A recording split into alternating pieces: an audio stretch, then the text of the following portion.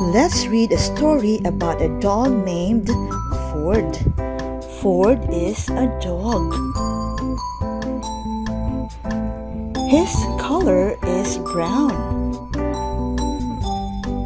He lives in the farm with Sam. Ford likes to run in the farm. He runs fast. He likes to dig in the soil. But when he sees a worm,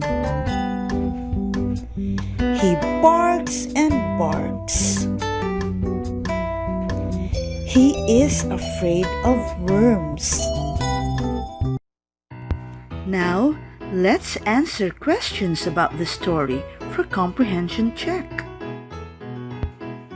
With what creature Ford is afraid of? Frog or worm?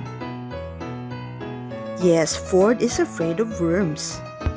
Where does Ford live? In the city or farm? Right, in the farm. With whom does Ford live with?